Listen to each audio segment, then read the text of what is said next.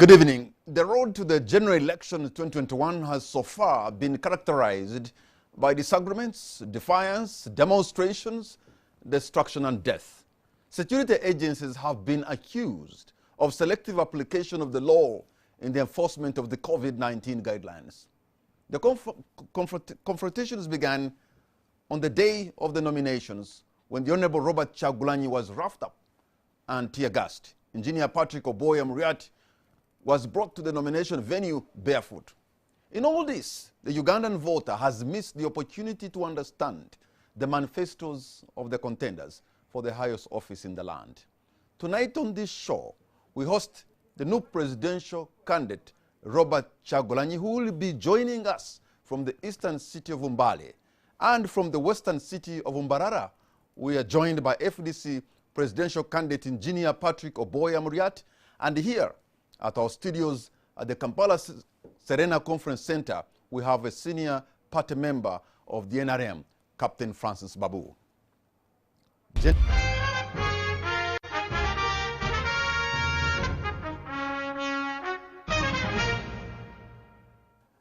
Gentlemen, Captain Francis Babu here at our studios at the Kampala Serena Conference Center. Thank you so much for joining us. A warm welcome to you. Thank you very much. And also joining us via live link from Mbarara City is engineer Patrick Oboi Amuriat. Good evening, sir, and a warm welcome to you.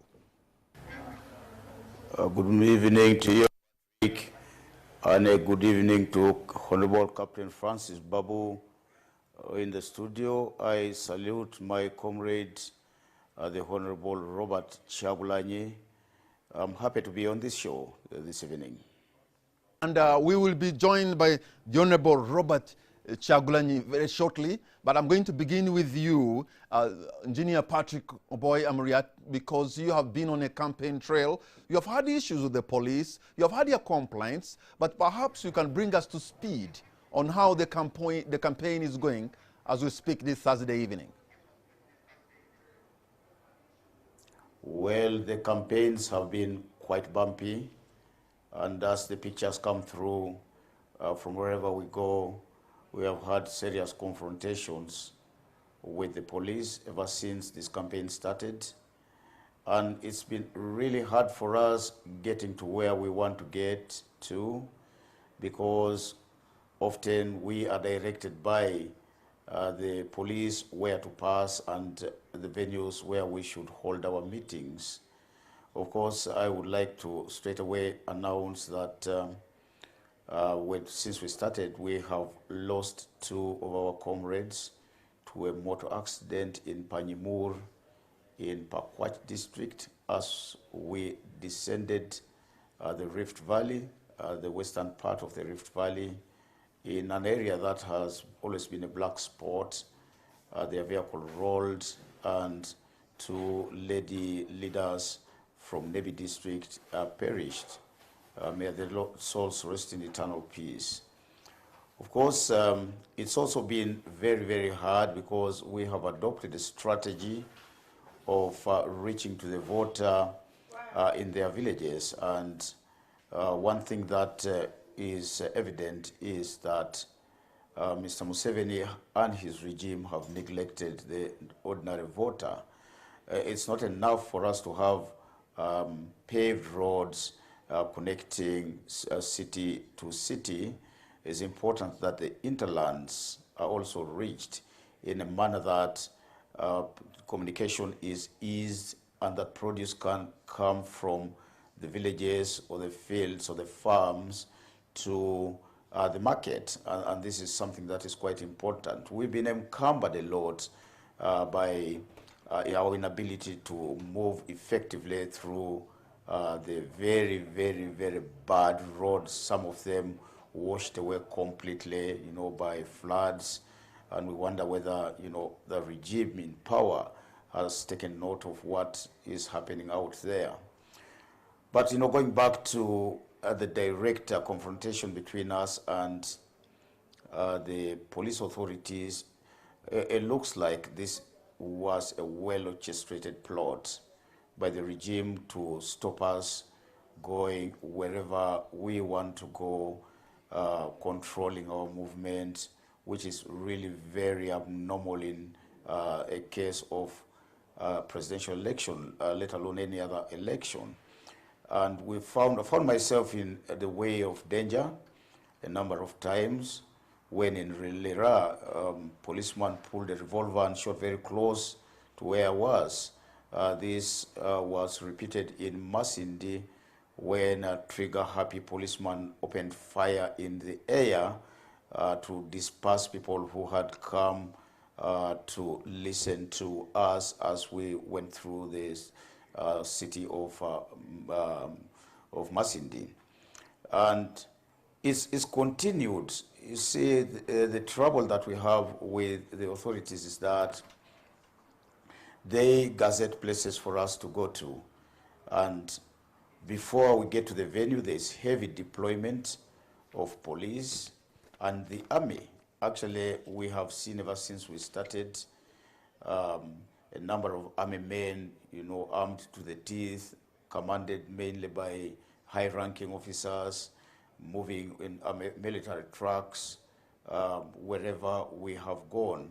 And to us, we think this is something that has been organized and is now just being executed. So amidst all that, engineer, of the man in power that we are competing with to get out of power. Now, it's very, very strange because Mr. Museveni has decided to declare war on his people, because other than us who are going out to speak to our people, we find that the local person in the villages and the towns that we go to are hurt by the actions of the police. We have tried as much as possible to be responsible in what we do as political leaders, but I think we're really getting extremely frustrated by what is happening around us. There are a number of incidents that have taken place that really have reached a level where we think that probably Mr. Museveni is no longer interested in a democratic process that we I want you to hold there, Engineer Patrick Oboi. I want you to hold there, because amidst all that you're describing, the problems you are facing in the field, do you still have any confidence that perhaps come January 14th, you, Engineer Patrick Oboi, will carry the day and you still believe you can be Commander-in-Chief in 2021? Well, it would be foolhardy for me to be in a process that is futile. I never participate in something in futility. But that said, we go into this election expecting everything that we have already encountered, and we even expect something worse than this. Mr. Museveni has never believed in democratic processes. That is a fact.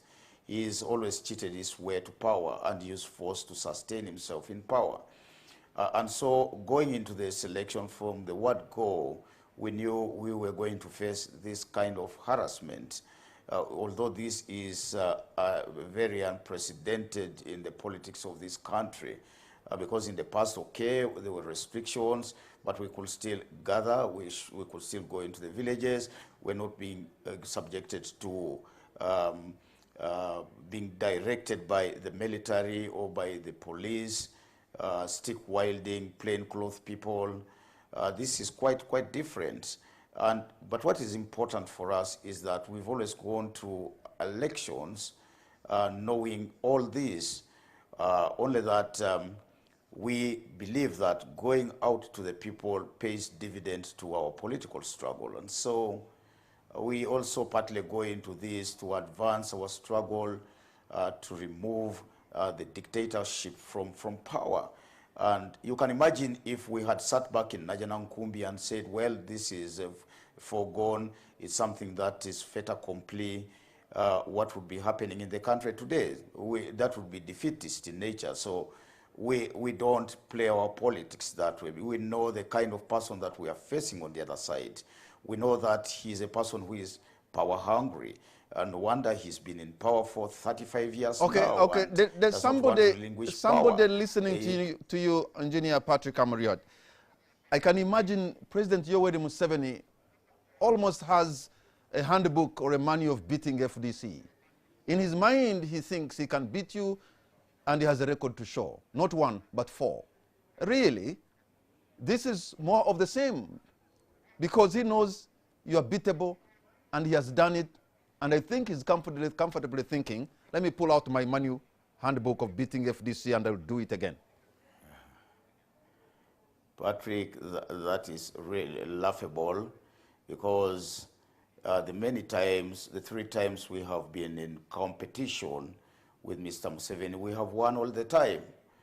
For us, winning is not remote in our mind and in our practice. We have won before. What we have not achieved this far is being declared winner of an election and Mr. Museveni handing over power to us. And these are the 2 key areas that we have been working at for the last 4 years. And you realize that today we have approached this election on 2 fronts. And on this show, I have said before that we have approached this election using Plan A and Plan B. I am the head of Plan A, which is the electoral front in the FDC. And Colonel retired Dr. Kizza Besigye, who showed up in our electoral campaign, first of all, during the launch of a manifesto, and then later on joining us in Rukunjiri and in Tungamo and part of Rukiga, is heading Plan B. What is Plan B? This election Engineer Patrick Amuriat, really the same. You are a presidential candidate of FDC. You are the flag bearer. What is Plan B? This is something that we cannot talk about on this show, definitely. It is something that is intended to buttress what we are doing or what we have done for the so many years that we've been in existence. But suffice to say that we are going to premise Plan B on Article 3 of the Constitution that grants the citizens of Uganda powers and the obligation to fight, do whatever it takes, use whatever means is available to ensure that they can restore the Constitution once it's abrogated or abused in any way. And so it's premised on that, if you like. That is how close I can come to. So in other words, if I'm listening to you clearly, Engineer Patrick Amuriat, it appears that you'll be calling for some kind of an insurrection in Uganda, some kind of disobedience. And if you go that route, you are going to be playing in the field of people who understand it better. And it could go very disastrous for you. Well, I understand that the regime in power is a killer regime. This has been demonstrated everywhere that they go. You could ask the people of Mukura what they did to their relatives when they were burnt in a wagon, the people of Burchoro when they were buried alive, and many atrocities, including the 136 plus people killed in the massacre of Kasese, and recently the nearly 100 people killed in Kampala, all of them actually being killed in cold blood. Well, there ultimately is going to be a sacrifice paid by Ugandans. Already some have paid the ultimate sacrifice, as I have defined. And therefore, although we are worried about what may happen, dictators can still go down. Okay. Hold on to your point there, Engineer Patrick, because we have a senior member of the NRM party, a former minister in the government, a former member of parliament in this government, and also a former vice chairman of NRM, I think, Central Region, Captain Francis Babu.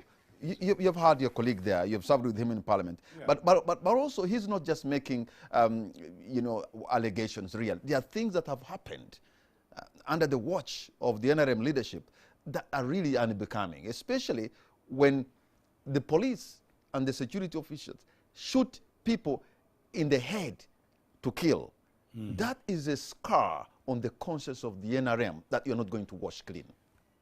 No, there's nothing to wash. It's very unfortunate. Let me tell you, anybody who loses a person, even one person, is very unfortunate.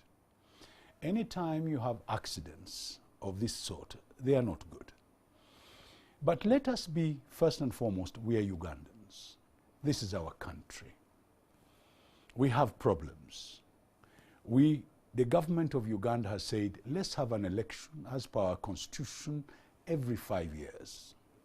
The 5 years have come. The government of Uganda has declared that we shall have elections. We have an electoral commission. They have sat down. They have come up with rules on how we are going to do these elections. There are people who are willing to contest, including my brother, who you've just been talking to. They are free to contest.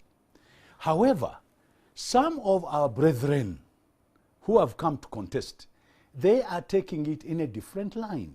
For them, they are not looking for an election. They are looking for a regime change using different methods. And in doing so, there is confrontation. Patrick, a country like Uganda is a state, and a state that must keep law and order. Once they have said we are going to keep law and order, we are going to have these elections. These are the rules of the game. And the rules of the game must be followed. And we have a referee.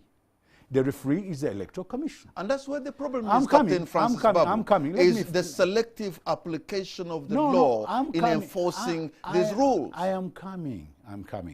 We all sit down and agree with the elections will start on such and such a date. This is what we are going to do, and this is what we are going to follow. Once we have done that, then somebody says, no, I'm not going to follow that. I will not follow what you have said. We have now agreed we go for elections, but I decide I will not follow those rules. The chairman of the Electoral Commission, Justice Yabakama, has written to the police to tell them that, look, what you are doing is not right. Let the people, let the candidates access the areas they are meant to go to. Some of the he has written to them. Yes, he has told them what they are doing is not right. No, he's the referee of the election, Captain Francis Babu. Patrick, the police is not Lucifer. There are some policemen in any part of the world who sometimes overgo beyond their if bounds. This happens again and again, then you cannot be talking of some. It is more like a norm in the political, in the Uganda police force. Have you to stop to think that the other side also pushes the police? Have you stopped to think that there are groups that actually work out to push the police to the limit? Let me tell you something that I saw. Yes. When the Honorable Robert Kyagulanyi was being arrested from Luka, when they are bundling him in that police van, yes, at least I could hear his voice telling his people to be non-violent. Yes. And that is very commendable. Do you think that was non-violent or that was a code? Was that non-violent? So break for me the code. So you are the one who has broken the code? Was that the code telling people what they should do? Well, at least he's on camera, on record, talking a message of non-violence when he's being pushed into that van. That's what I heard. He was not mistreated. He was put in the van. Yes. And he was brought to the police. What I'm trying to say is that here is a man who is surrounded by almost the entire regiment, and he's talking a message of non-violence. No, you see, let's get the point clear. When you have a policeman in a uniform in front of you, that's the first instance. You are supposed to listen to that policeman. Once he gives you verbal direction, you are supposed to follow it. Once you refuse, he moves to another level. Once that refuses and you push him back, he will push back. A policeman is trained to do things in a certain way. What I'm trying to say, I'm not trying to justify policemen who go beyond their norm. No, please. Those who use extra force, those who get out of their way, I don't agree with them.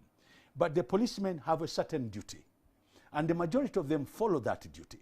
A few policemen get out of hand, and the police has got a process of prosecuting those. I want us now to go back. There are certain brothers of ours who have refused to follow the rules that have been set up. I would like once and for all, and I wish we had a policeman here to answer some of these questions. Do these confrontations come because the policemen have restrained these people and said, do it this way? Or do they refuse them to do anything at all? And I think the policemen also should be given a chance. I don't think all policemen are bad. And this is where I disagree. I hear everybody blaming the policemen, bullying policemen. Don't you think policemen also have, some of them are very highly educated, don't you think that they also follow certain rules and therefore tell our brothers, please let's do things this way? All I'm trying to say now, is there no way my brother Amuriat, my brother Kyagulanyi, can sit down with the policemen and we find a middle ground where we can work together? Captain Francis Babu, I think you have even seen images of men carrying assault rifles who are not even in uniform.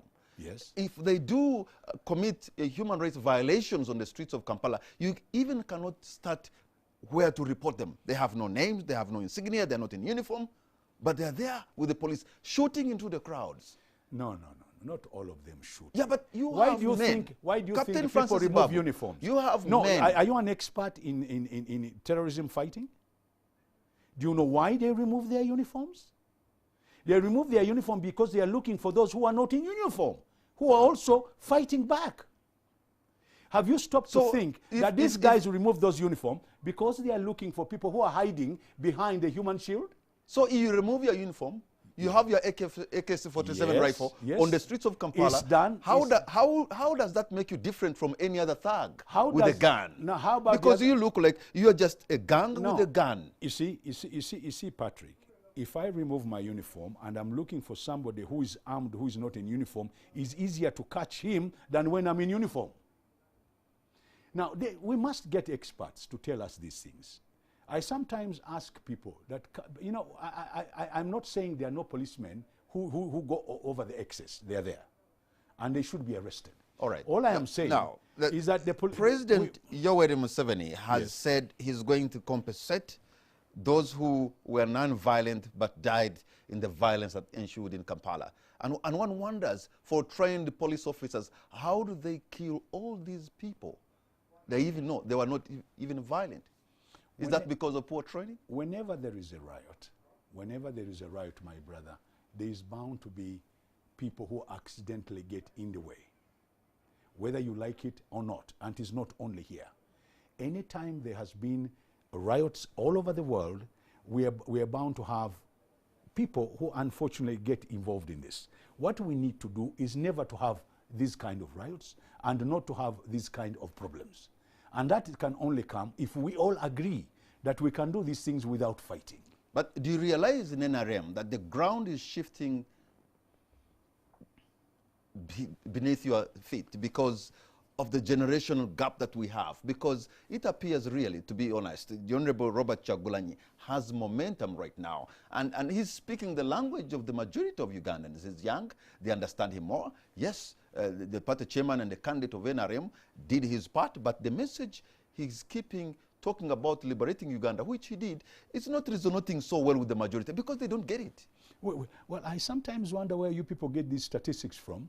Having 500 people running in amok is there for the whole of Uganda. No, I think we better go slow on this one. Yes, members who are standing for elections, each one will definitely get people who support them, and I agree, they are free to go and tell the people. If he thinks he's got all the young people, I think on the 14th of February we shall tell what the elections are going to tell us. Now, this is your assumption, that he has got a lot of people. How about the other side? They also think they have a lot of people. How about the other people who are standing? You seem to be talking only about two people. There are other people who are also standing. There is Honorable Mugisha Muntu, there is a general, everybody. So people in this country will decide who to elect. All I'm trying to say is this. Let us not fight among ourselves. We are not enemies. This is a contest where we need people to be free to go and have election. Let's follow the rules. There are rules which have been set. Let's find a middle ground. I would like Kyagulanyi to go to a place and they don't disturb him. How can we do that? I think this is where we should be talking. I don't know whether you saw the gathering of the NRM surrogates in Kotido with their caravan, with the yellow bus and all the music that was blaring from those speakers, and people are not following SOPs at all. Police did not disrupt them anywhere. Then it is wrong. That's what we talk about, selective application. No, that's not that's selective. No. When somebody has done something wrong, the FDC or NUP dare to do the same. The intervention will be brutal. No, the point I'm saying, if somebody has done something wrong, it does not make it a right for you to do the opposite. Two wrongs do not do a right. They don't. No, we say that is wrong, and that's wrong. All I'm trying to say is there's a tendency here, because somebody is in a yellow shirt, he did something wrong, therefore somebody in a blue shirt should do the same. No. Somebody in the yellow shirt, before somebody in the blue shirt does something, he should stop doing it. You know, I don't know whether you remember in your own primaries. Yes. That the Minister of Health, the Honorable Ruth Acheng, was in a procession against her own guidelines put up by the ministry she heads. I don't know whether you remember the Honorable Anite in Koboko. She went against the guidelines. And in Kotido. So that seems to be the modus operandi of the NRM, and you don't want other people to do the same. You take that poor lady, the minister, somebody took her picture. Captain Francis Babu, I'm telling you something that happened, let me finish. And you know it. The poor young lady, the poor minister, actually said she was sorry she had left her mask on the table. And you have exaggerated this, you have turned this as something you should hold on to. The one which I think you should really talk about is about Anita. And Anita was called to order by NRM. NRM actually called her to order and she apologized. And that's where I say that the police made a mistake. They should have actually arrested them. So let's not call this selective. You didn't say your fellow Captain Mike Mukula addressing people in a church in Eastern Uganda? You never saw people in Western Uganda who are lining up and they're getting 1,500 shillings each and there's no social distancing? No, if that is... I mean, how are you so blind to the other things that happen? No, I'm not blind. And you seem to see the other. No, I'm not blind. Go downtown. Go downtown, which used to be your constituency today. Yes. Go to Kikubu or any other place. You'll find people gathered more than even a rally. So with no. So because they are gathering and running, what do you want us to do? Is coronavirus only alive? Excuse me. And spreading when there's a political event of the opposition? If they are breaking the rules, what do you propose we do? We continue to break the rules? I think this is where I don't agree with all of you. I propose that you apply the law fairly. Correct. I agree with you. Why is it not being done? No, they should be done. But why is it not being done? You see, this is where I find it very difficult that some of you keep on repeating the same thing because something is wrong, therefore the other selective. That's not the case. Let us tell the Electoral Commission. Because we have seen a pattern. No, let's tell the Electoral Commission, and I was told that the members of the candidates were called to the Electoral Commission, and the Electoral Commission should be told that this is what is happening, what should we do about it? Okay. As far as I'm concerned, that's the way I'm looking at it. Captain Francis Babu, we're going to take a break, and also I'm telling the Honorable Engineer Patrick Oboi Amuriat in Imbarara, and I'm sure I'm still very hopeful that we're going to be joined by the Honorable Robert Kyagulanyi from Mbale. We're going to take a break and we'll be right back.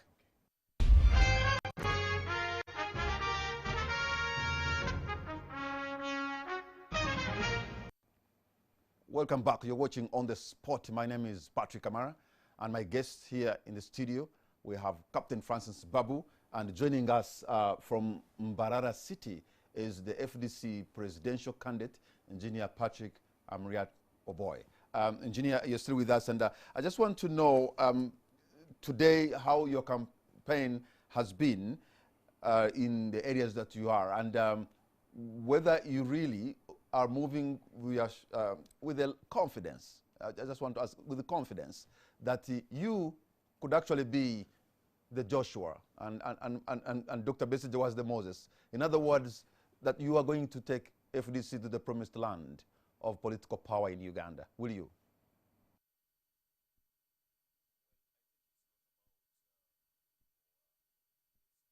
About my organization, one thing that has evaded many political parties in this country is personalizing the party, having it look like it is a party for one person. Our party is institutionalized, and therefore, in this campaign, It's not about power, it's not about Patrick Oboi Amuriat, it's about the FDC, only that I found myself as the one carrying the flag for this organization in this election. And a win will come, definitely. We have won before, as I've said to you, and there's nothing different that is going to happen now. We have the ammunition to do that. All that we have got to do is to actualize this win, make it something that will happen, and that we're able to take the reins of power as the FDC, not as me as an individual. Now, turning back to what has happened today, I have been in the countryside here in Ankole, the western part of the country, and we began tussling it out with the police early this morning to get some of my team member, one of my team members released from custody. An innocent young man, a driver, also a mechanic on our team, got roughed up yesterday, beaten up very badly by the police here, and kept in custody in Mbarara police. So we spent a good part of the day, pulling and pushing with the police to get this individual out. Then we set out to go to the field. And you know what the Honorable Francis Babu describes there is really disheartening to me. My 10 years in Parliament, interacting with Captain Babu, showed me that he was one of the most level-headed individuals in the NRM, sometimes really positively criticizing his own party, which was a good thing. But a lot has changed. What we face in the field, for sure, is an ill-trained police force. Some of these people find themselves in the police force not on merit, and yet they have to handle situations of conflict, the situation where there is disorder. And I saw this young man aiming at my legs in Kabale a few days ago and really shooting. And I was like, oh my God, what is this? What is he trying to do? Fortunately for the police force, this was not recorded. Now, this almost played out today in Shema, when after going through Shema North and campaigning with our candidate, Guman Wagaba, we went into Itendero with our candidate for the municipality, that is Virginia Plan, who was also a candidate in the by-election. And getting to Itendero seemed to be okay, but then when we reached Kabohe, we found a huge blockade, stopping us going through Kabohe town, which was a route that we intended to use to go to the main playground. And then, after we said, no, we are not going to take any of what the police was doing. They were doing the wrong thing, because we are citizens of this country and leaders at that, who know the rights of people, and we are not going to budge into pressure of the police, even if they are doing the wrong thing.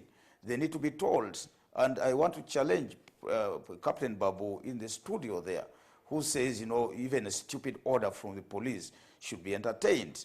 We're not going to do that. We will question orders from the police and seek explanation. We are citizens of the country.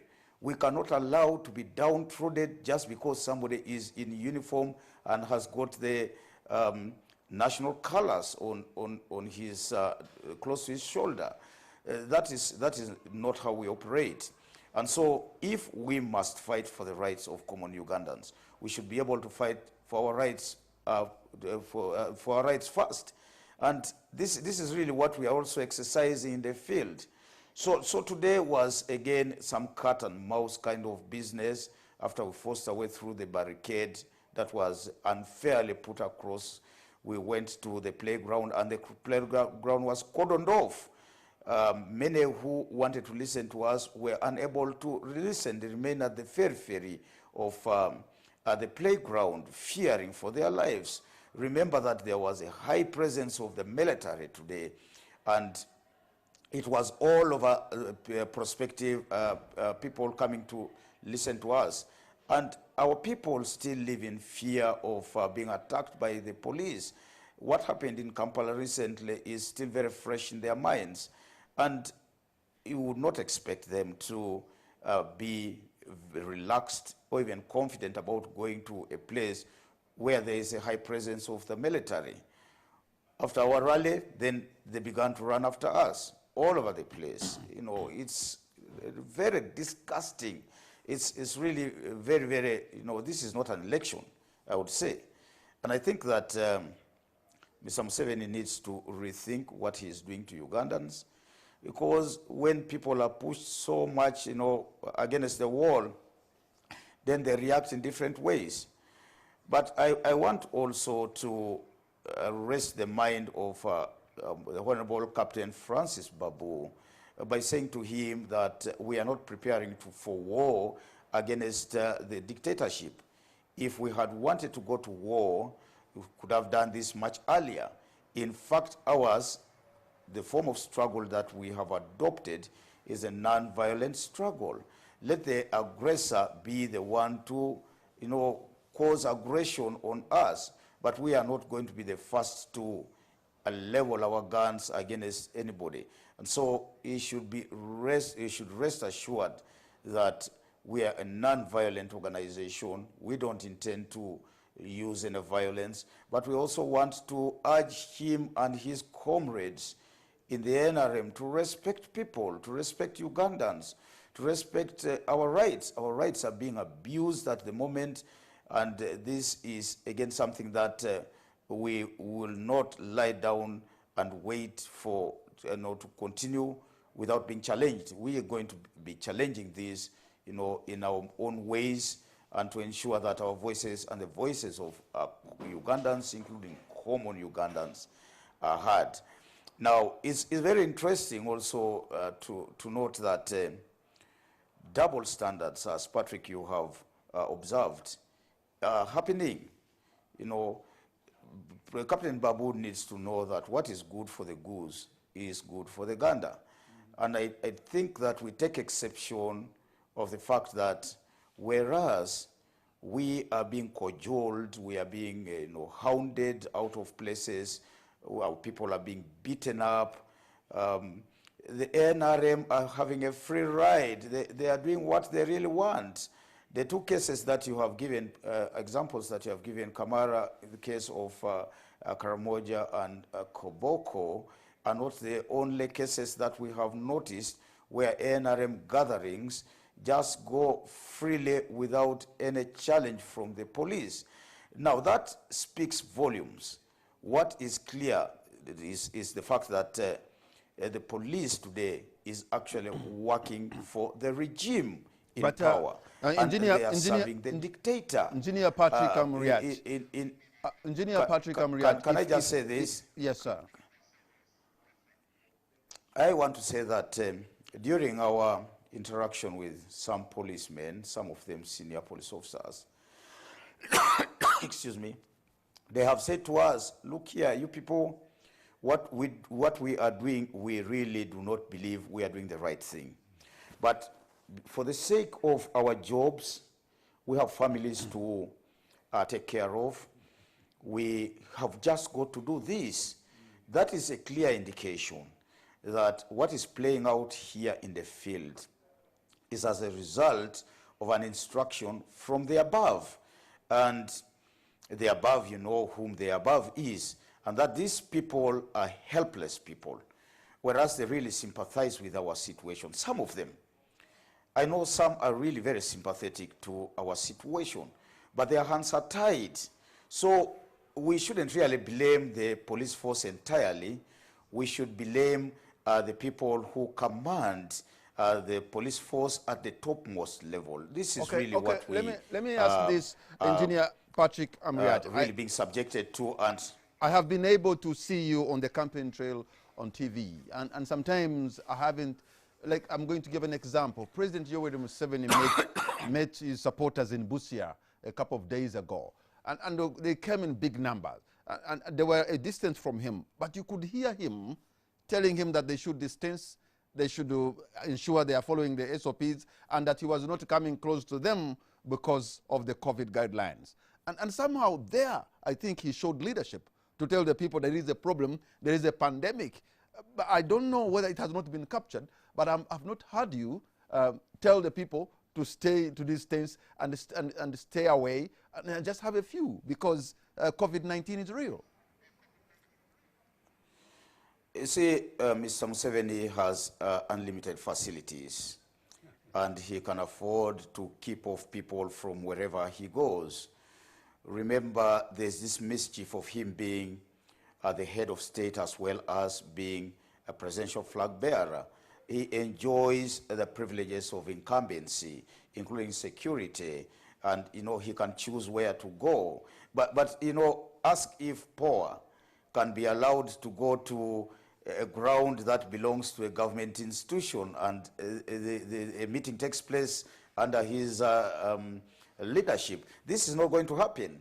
So our space is actually limited, that is for sure. And what you describe is those large numbers. They can be able to have all a field day. They can get themselves organized, which kind of privileges we do not have.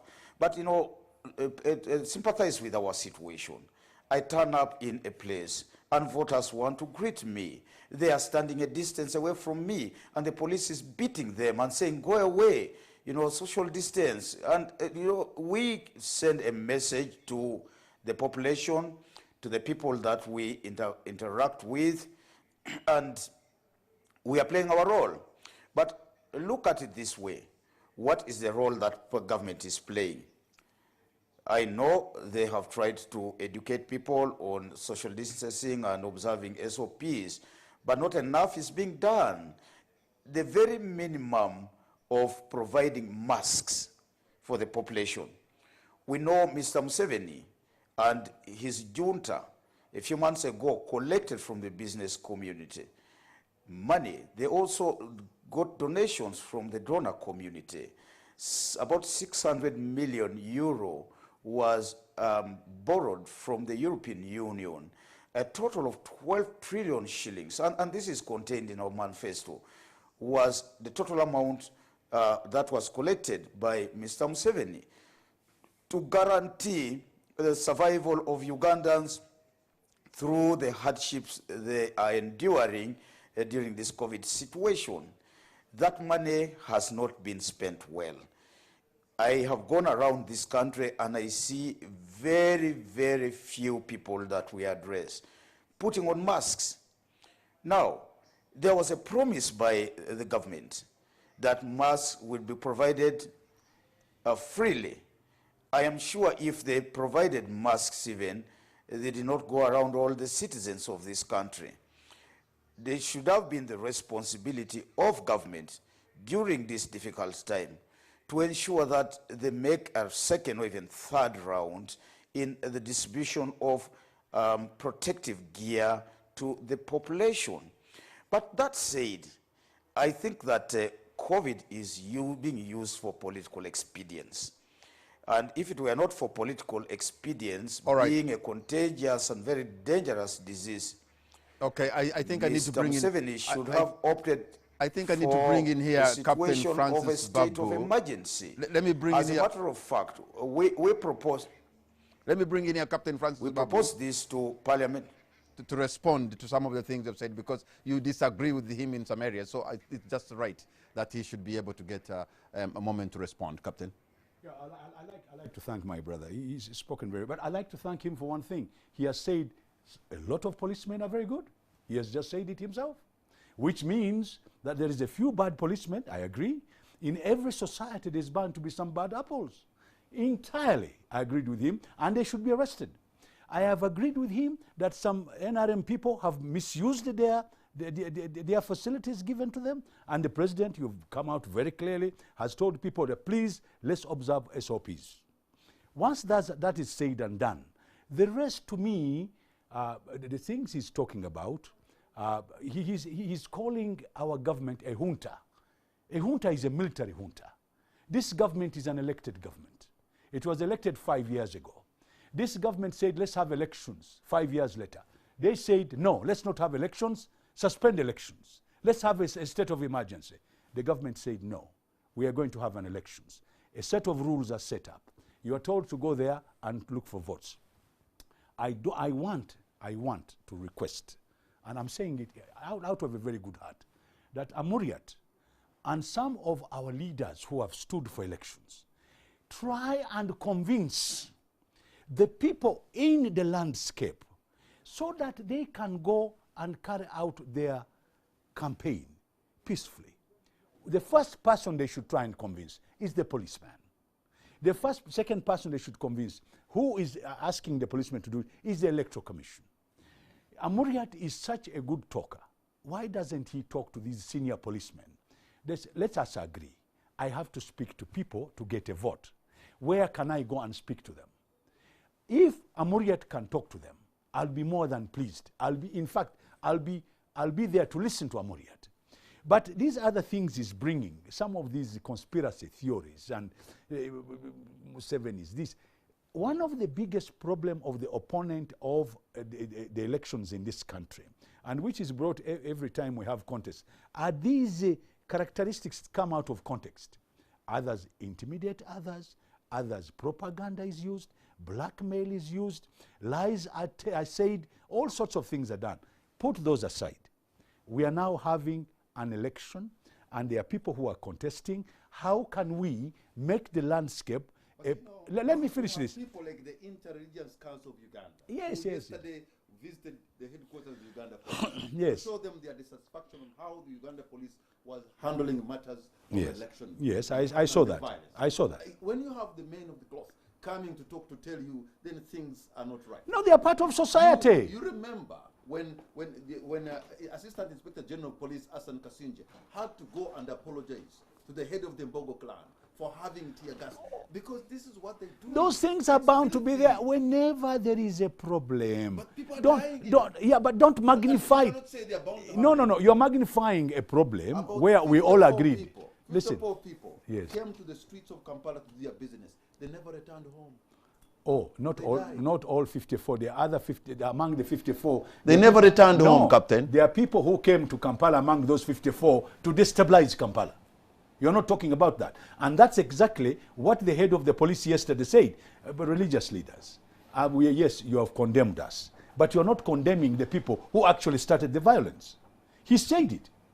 Why is it that you never talk about the people who use the human shield to do their dirty things, and you only... Have you heard something, the element of proportionality, when you're using those instruments of coercion? Oh, yes. Then why can't it be applied? Why can't it be applied? No, my friend. It's easily said. It's theoretical. A lot of you are experts about instrument of coercion. A lot of you are experts. I've seen lawyers here who are experts on human rights, who are experts on this one. When you are in that field there, and somebody is throwing a stone at you, and somebody is using a hammer against you, and somebody is using a bullet against you, then you will be completely different person. But you know that the religious leaders have condemned. No, the religious leaders condemned, but they were told also to condemn both sides. They were said, yes, you can condemn some of our bad people, but please condemn the other side also. They are not saying that there are no people among the police who have done something wrong. But what I wanted to tell my brother Akuboi, because you have removed me, I wanted to thank him, first of all, for having agreed that he's been talking to the policemen. And I wanted to go back and remind you, there's a man called Gandhi who once lived in India, who was doing something, a peaceful revolution. They did all sorts of things to him. One of the things he did, he eventually even convinced the police that what he was doing was right. I want Amuriat and a few other people to try and work with the police. Let's find a middle ground so that they can campaign. We only have 1 month to go, by the way. 1 month and a few days. Why is it that now, instead of us going back, for me, when I'm flying, when I've landed an aeroplane, the runway behind me is useless. It's the runway ahead of me that I want to see. How do we now use the remaining time to make Amuriat and Kyagulanyi and other people go out there and talk to the people so that they can get the vote? I think now it's time for us to say, wait a minute. all these bad things have happened, whilst we're investigating, whilst we're condemning everybody, whilst we're calling each other names, is it not time now, as Ugandans, that we say, let's stop, let's get these people to agree themselves first, that they will go by the rules, and when they go to place, say, listen, we want 200 people, we want to speak to you. Please, could the others go away? This is what I'm going to do, this is what I'll do, and then he moves from that point to another, and then the policemen are also convinced. Let us not pretend that it cannot be done. Ugandans are very smart people. Let Kyagulanyi and let my brother Akuboi there, let him be given a chance to speak to his 200 people every time he goes to some place. Let him not also say that policemen are stupid because some of the policemen are his brothers and sisters. Captain Francis Babu and Engineer Patrick Amuriat. We're going to take a break, and when we come back, I'll open the line so that you too, wherever you are, you can be a part of this discussion. You'll see the numbers on the screen. Pick your phone and call us. And we want the conversation to be civil, even when you disagree. We'll be right back.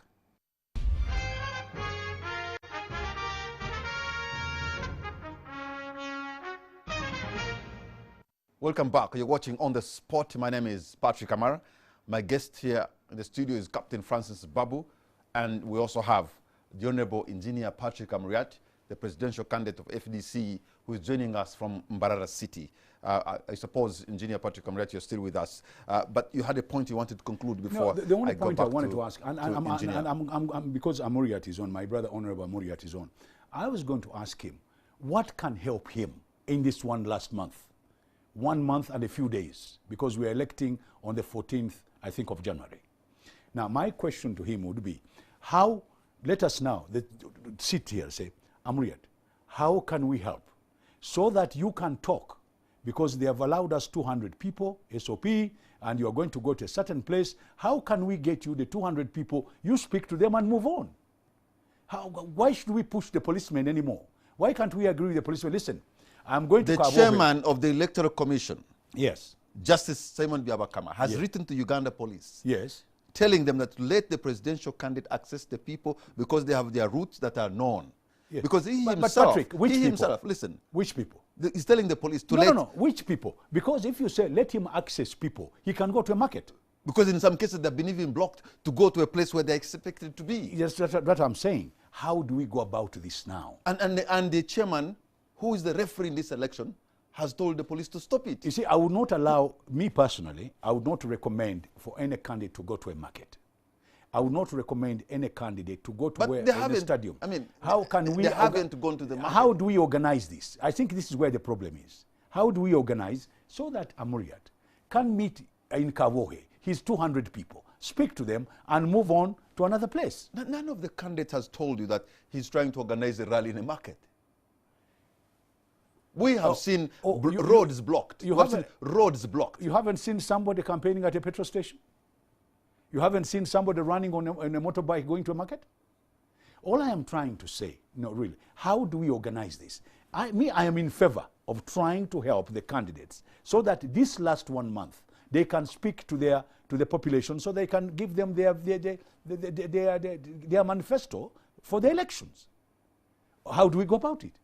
Because everybody is talking, nobody is telling us how this should be organized. You are saying Electoral Commission has told the police will not organize a rally for you.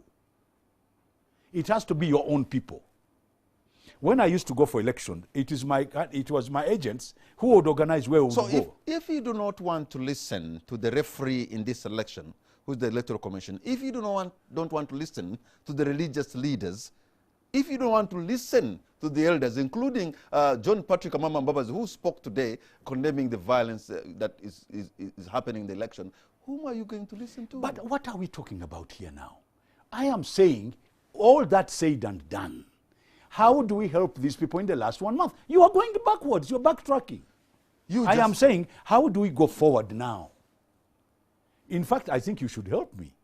And Amuriat is on. Avoid selective application. Which selective now? Now, Amuriat tomorrow. President candidate Yoweri Museveni should be treated as same as candidate John Katumba. Okay, so we should go and lock up. No, in this case, you are saying now let's go and lock up Museveni in a jail. Is that what you're saying? I am saying what has been done, everything that has been done, everything that has been said, How do we help our brothers in the last 1 month? You keep on repeating the same thing. Now, how do we, in fact, Amuriat is on, and Honorable Amuriat, the candidate, he can help us and tell us tomorrow, I'm going in such and such a place, my people would like to organize such and such a place, and I would like to go there. I think that's what I want to hear. He has a campaign program. He has a schedule that is known by the Electoral Commission. How come all he needs is for the police to let him follow his schedule? Which police? He doesn't need any help. No. Police. Police needs just... No. Police. All right, let me get to him now. Yes. Engineer Patrick Oboi, who is joining us from Mbarara City. I wonder what you'd want to respond, whether you want to respond to what Captain Francis Babu is saying, that you need some help. I don't know whether you really need help. I suppose what you need is the fair application of the rules on the ground, the rules of engagement.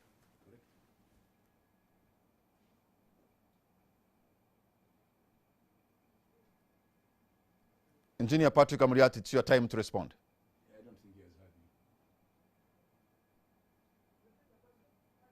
heard me. I don't know whether Engineer Amuriat, you've listened to Captain Francis Babu. He's saying that he needs the help, but I wonder whether you need the help. I was telling him what you need is fair application of the rules. He seems to be a theorist in the way he's arguing his case, and I think being unfair to us. What the police wants, or at least what the authority that commands the police wants, is just to curtail our movement, period. They are not interested in any organized campaign. In any case, we have issued a program, a schedule of our movement around the country, and all that we want is, if they want to provide it, is protection, full stop. Where we go and how we go there is our business. So for Captain Babu to suggest that we should go begging before the police, as if we do not understand the kind of process we are in, is really missing the point. I think we've already lost a lot of time in this process, and we have had to skip some districts because of police interference. All that maybe the Electoral Commission would have to do is to reschedule the election to give us more time. This is something that could help us sort out some of the troubles that we are running into on account of police interference. But really going to negotiate with the police, you know, what is this process about? Is it about bowing before the police force that is supposed to be a servant force, are not our masters of Ugandans? I think that is totally misplaced, Captain Francis Babu. And we are not going to do that. Should be sure we will not, because we know our rights. So we'll continue pushing very hard. And it's really maybe not about just this election. Maybe this is an election that is going to help with processes that come after the election. I want to remind Captain Francis Babu that whatever they would like to award to themselves in terms of percentages is not going to count. We have seen in the countryside and everywhere we have gone, Mr. Museveni, who has no support at all.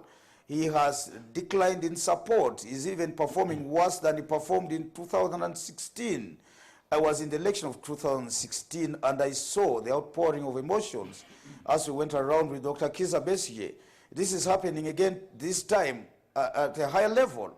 And so I think what Mr. Museveni is now dealing with is a population that has rejected him, that wants him to go home, and I think he's really scampering for help with the military. He thinks he has control over the military, but even the military that he seems to have trust in, he may go with the civilian authority one day. But if you can hold your point there, Engineer Patrick Oboi Amuriat, continue relying so much on the military as something that he can hold to. That is very dangerous way of doing politics. But Engineer Patrick Oboi, you know, Captain Francis Babu, you know very well that the NRM, as we speak right now, in this election, on the parliamentary level, they already have more than 8 members of parliament who have gone through unopposed.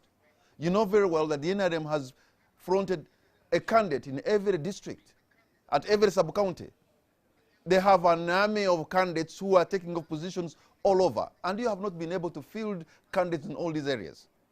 So how on earth do you even say that you are a step ahead, yet for them, they have, including Arua, where they have a woman district representative who has gone unopposed in Arua, which should have been the firewall of the opposition.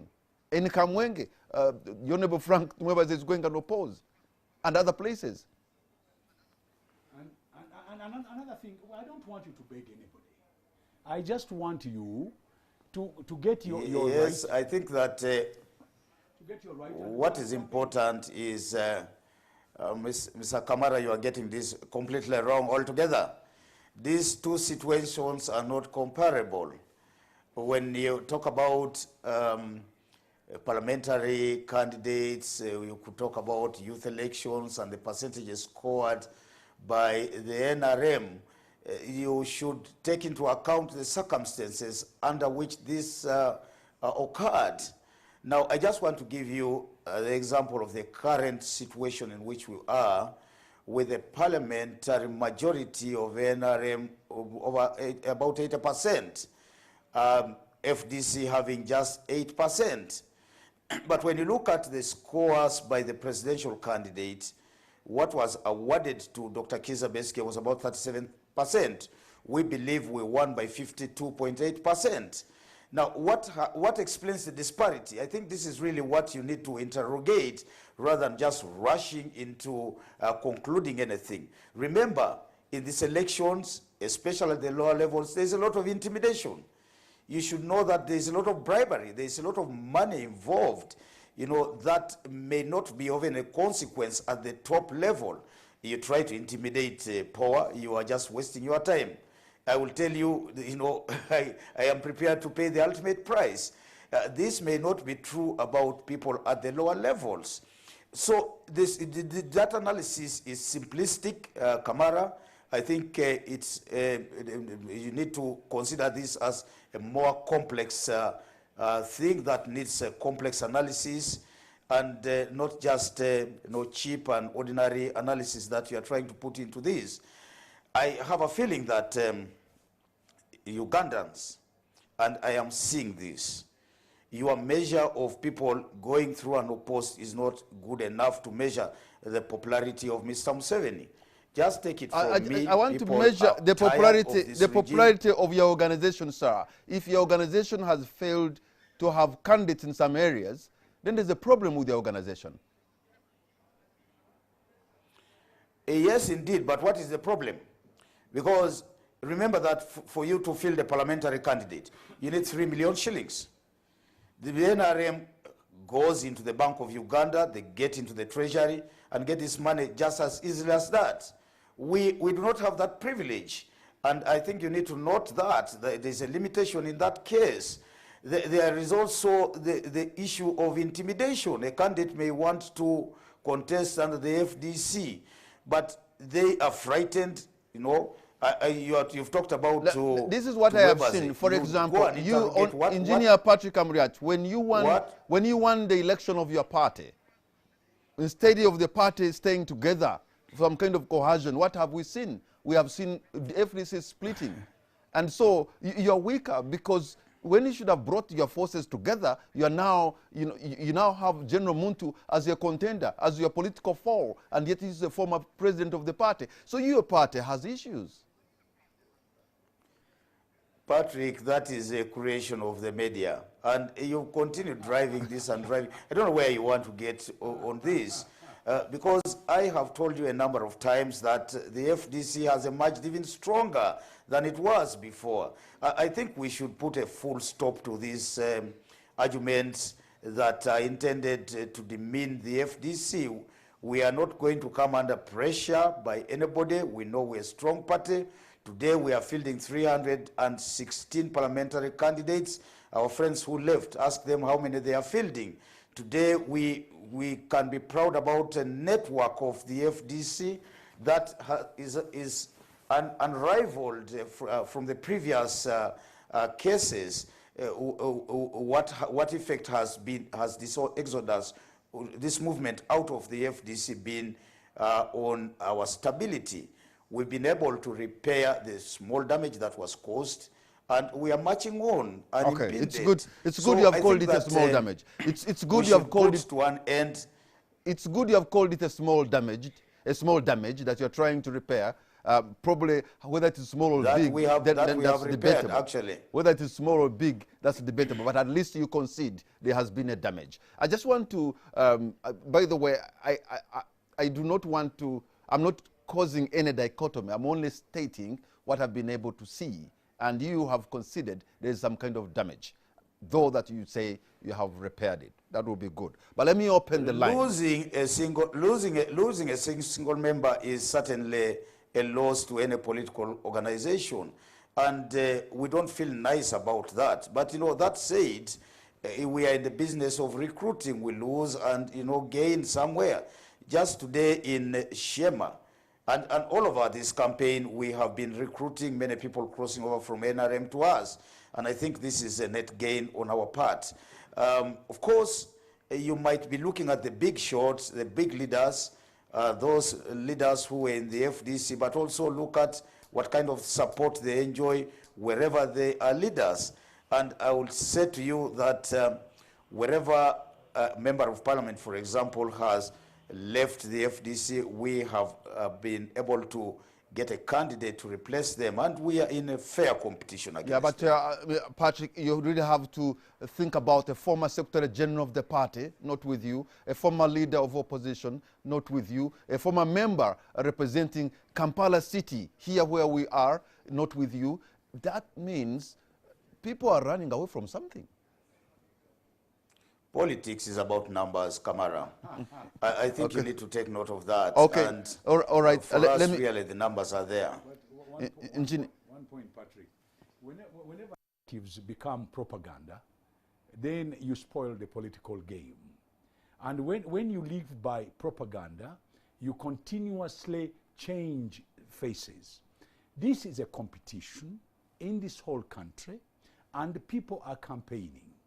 And for you to sit down there without any fair basis of statistics that one party is losing against the other, without any good research, I do not accept. I will only accept one thing. Let people go out there. Let them tell us their manifesto. And let's Uganda, in the social media, everywhere, it is now blackmail, it is propaganda, it's telling lies, it's all sorts of things. What we need to do now, but we are not enemies. My brother there is a very good friend of mine. What we need to do, he's contesting, and I'm happy that he's a candidate. What we need to do, that is not our enemy. Our enemy is to get this country to move in the right even direction. you, with your candidate who is running for another term, I don't know term number what, but yes. Really, when President Yoweri Museveni came in 1986 yes. and trying to diagnose the problem of Africa, of leaders who want to overstay in power, yes. Did you envisage that he would want to extend his reign over Uganda for 40 years? We underestimated it, and we found out ourselves in the position. And I think... Meaning what, Captain? When, in fact, let me tell you, when they first came here, they said within 4 years, we will have had a complete change. Remember? And remember Zilitwara walking out of Parliament?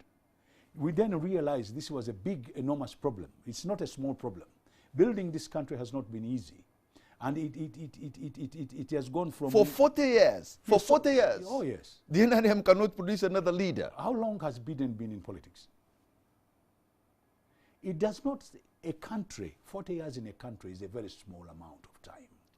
To build a country, you're aware of examples in Africa that where rulers have been around for more than 35 years, and every time they have left the stage, the countries have declined. Oh, yes, they've had problems. Doesn't that worry you? No, it doesn't worry me, because I think when the president is about to go, the right thing will be done. Why should we do the wrong thing every time?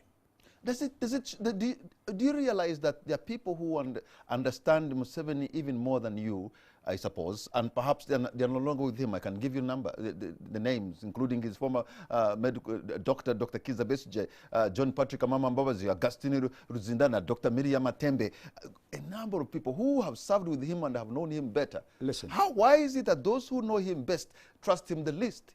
No. Do you think they don't trust him, or because they don't agree with him? Trusting are two different things. But let's put it this way.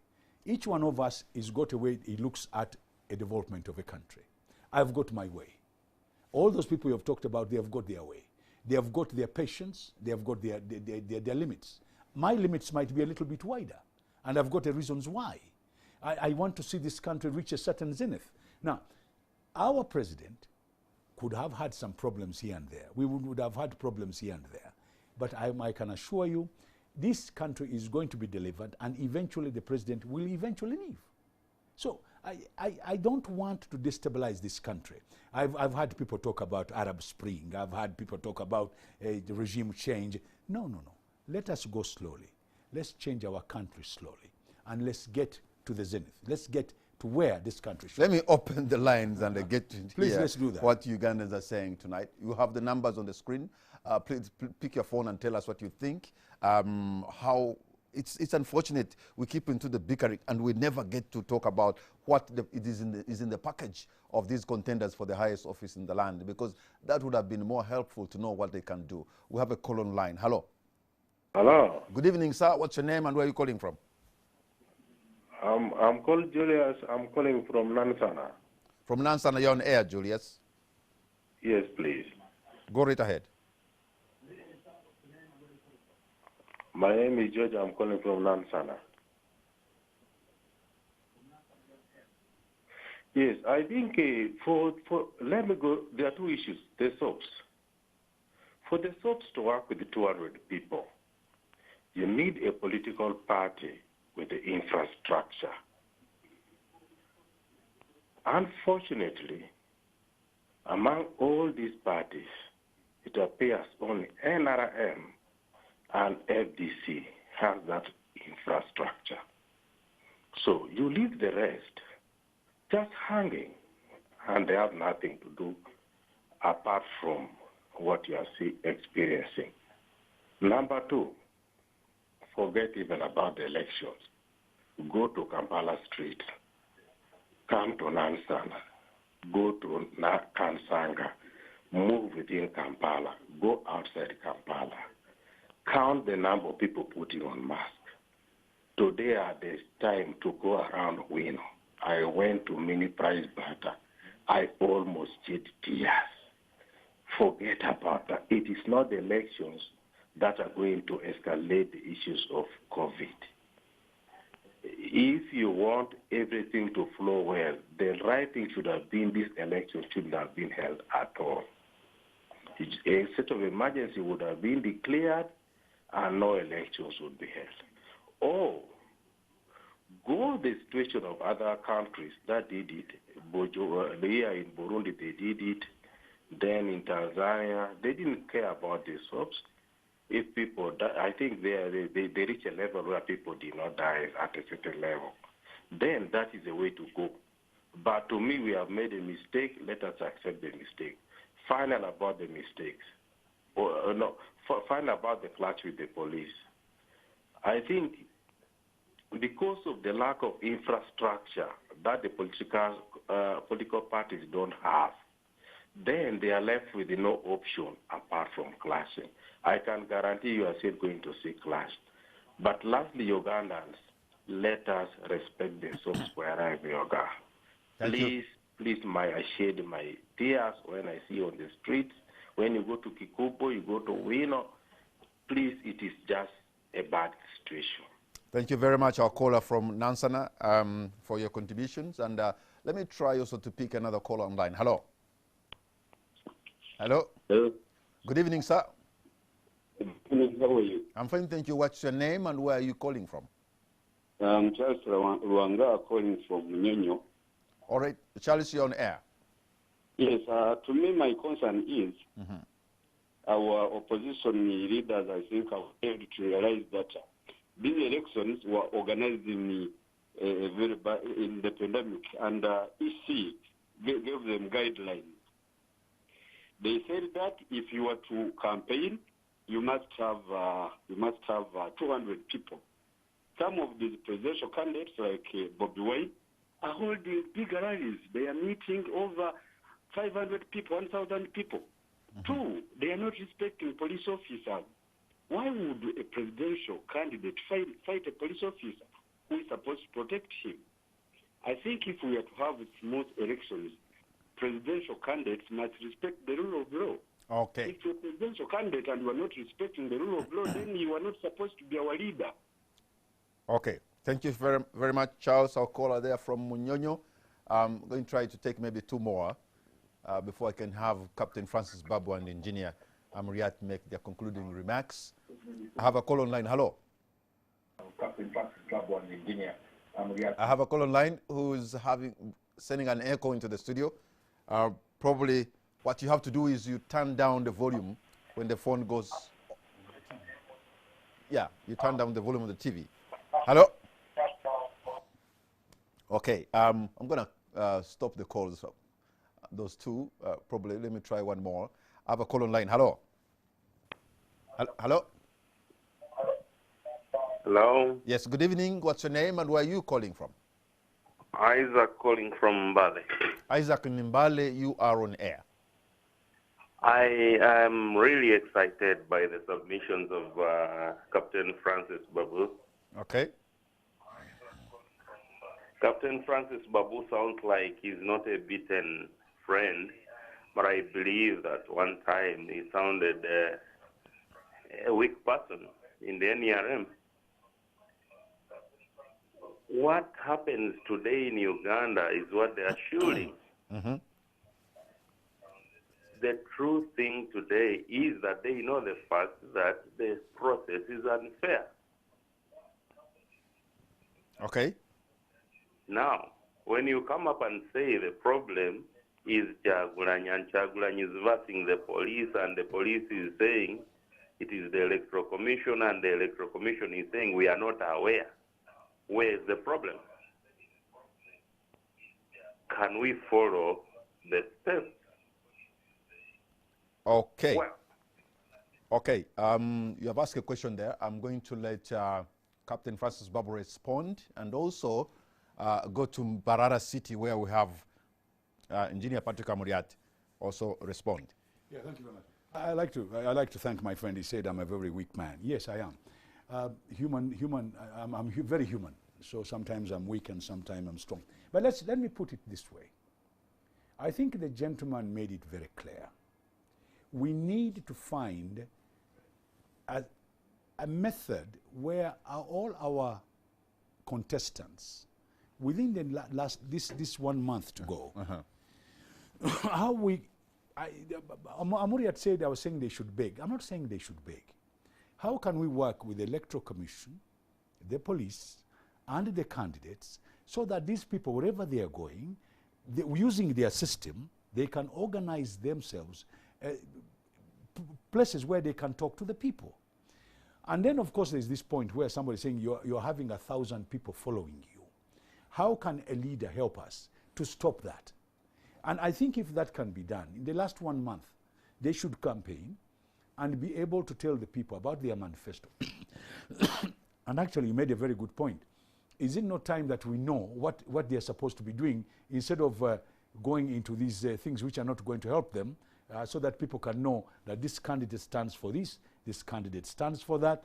And I would like, and I'm very sincere, I would like this fighting between the enforcement agencies and the candidates to calm down so that these people can talk to the population. So, and then we can go for the election on the 14th of January. That is all I think we should be talking about. And if we keep on mourning about what has gone, it's not going to help us. And I think instead of narratives of blackmail, narratives of calling each other names, of hate speeches, we should now be talking about what are these candidates, what do they have to offer us, and Ugandans can decide. All right. Now, let me come to you, Engineer Patrick Oboi in Mbale, to give us your final submissions very briefly, sir. Well, I am in Mbarara. Sorry, in Mbarara. Yes, in Mbarara, sorry. Yes, I'm in Mbarara. And I would like to say Julius, calling from Kansanga, was really spot on. He was quite right when he said look here, we should never have had this election. And again, the example of all these crowded marketplaces that we're talking about without SOPs being observed, business areas, are really areas where COVID would be transmitted quite easily. But looking at political activities specifically and turning a blind eye, first of all, to the way the NRM is conducting their own political activities, but also not observing the other aspects of life, areas where people socially interact for economic purposes, is really not fighting COVID, spread of COVID in totality. But also, secondly, I have heard Captain Francis Babu, Honorable, saying that people talk about the Arab Spring and it's not going to happen here. I think that he is mistaken. He should stop playing the ostrich. Should wake up to the fact that there is a population that is disenchanted, a population that is extremely unhappy about what is happening to them, a population that is now under the yoke of poverty, a creation not of their own, but a creation of the regime that has mismanaged the affairs of this country, and yet the regime continues to breathe over our necks and make it impossible for regime change to come the normal way. And really, once people are pushed against the wall, then they are going to have no choice but to rise up and say, no, enough is enough. And this is about, the tipping point is about to happen in this country. And so no amount of guns or tear gas, rubber bullets, the military is going to subdue the people of Uganda and, discourage them from fighting on for their rights and to bring regime change in our country. And this is really an area that needs to, Mr. Museveni and people like Francis Babu, I don't know how far within the inner circles he is, to critically observe, and if it becomes so difficult, the talk of a transitional government should now replace what we are doing. Okay. I think that this would be a good thing really to happen to Uganda, because it's probably going to be the only way out of the impasse that we are now having to deal with. Okay, so, I have seen you, Captain Francis Babu, and I've seen you, I've seen you campaign barefoot and throughout, and I'm wondering what message are you sending? First of all, it could be dangerous to your health, but also Ugandans could pick from you and they start going barefoot. Is that what you're trying to tell us? Actually, he got blisters. Yeah. He got blisters. Well, this is a one-man campaign that has been occasioned by our friends in the police force roughing me up on the day of my nomination, disrespecting my rights, and really beating me up and taking away my shoes. And as everybody will know, and it's now contained on our manifesto, there's a picture of myself getting nomination papers barefoot, and again, without any attention being made to my situation by the Electoral Commission. Yes, it's true that it hurts. I feel pain when I walk, barefoot in the towns and cities of this country, in the village ponds where we go to push vehicles out of the mud. And there is definitely a risk to my health. But this is something that I have chosen. Of course, I've done some kind of precautionary measures, things like taking a tetanus jab a few days ago, just to be sure that, I do not contract tetanus and other diseases. It's not very easy, but it's a sacrifice that I would like to make. But it says two things. The significance of this is, number one, that I am a servant leader, really demonstrating servitude to the people of Uganda. But secondly, somebody who is not going to tolerate the rights of Ugandans being infringed upon. And so it's really bonding with the suffering of the people.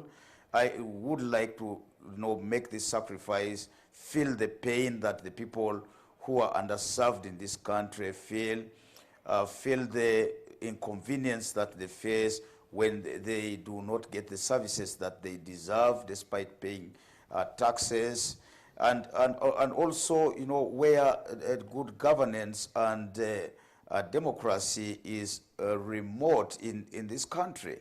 So this to me is a one-person demonstration to say exactly that. And I've seen a few of my comrades joining in this simple demonstration.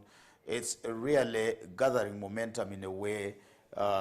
It's attracting the interest of the public, and they have joined to cheer up on this particular one-man campaign. Okay, and are now I want called to, yes, the villager, and also being referred to as Oyo Yatambuze Vigere, the person without shoes, the presidential candidate without shoes. Okay. I really don't mind about this. All that I am saying to the people, and I've kept telling them, is look, this represents your suffering, the kind of torture that you are going through, the high levels of poverty that you have had to endure, and we think that through this process, something good is going to happen to our country. And so we keep hopeful about people getting to understand us, and our campaign is gaining traction. It's really very pleasing finding cheering people, happy about what we are telling them and what we are doing, and believing in the FDC that, somebody rightly stated, has got a network, good network coverage across the country. So we're very happy about what we are doing in this campaign, despite the impediments that we are engaged in. Patrick Amuriat Oboi, Engineer Patrick Amuriat Oboi, I know when you give a politician a platform, they can speak up to tomorrow. I want to thank you so much, Engineer Patrick Amuriat, presidential candidate of FDC, for joining us from the western city of Mbarara. You've added value to our understanding of these things. So thank you so much. We appreciate your time. And thank you very much, Kamara, for bringing me to the show. We appreciate your insights. For the sake of those who are watching now, we are in Bushenyi district tomorrow, and also going over to Rubirizi before hitting the road to eastern Uganda in Busoga. And yes, we're going to be delivering our message to the rest of the country where we have not been, and quite happily. So the struggle continues. Never give up, fellow comrades and countrymen. Thank you so much, Engineer Patrick Amuriat there, holding the flag of FDC. We thank you so much, Captain Francis Babu, for having added value to our discussion. Thank you very much. We thank you, of course, especially when you debate with civility, and of course, Patrick Amuriat and others have had an opportunity to talk to. I know, in conclusion, that we have a good country. I know Ugandans, you mean well. I know you are the most hospitable people. We are brothers, and we belong to a family called Uganda. And we all want the best. Sometimes we cajole and we hustle, and maybe we fight each other, and perhaps it's not that because we hate each other. I think we are all looking at the goal of making Uganda better because we love our country more. And I suppose by January 14th, let us not make these things divide us, because Uganda is going to be here for us, for our children, and for our children's children. So let us keep Uganda together, united, and better than we have found it. Good night, and God bless Uganda.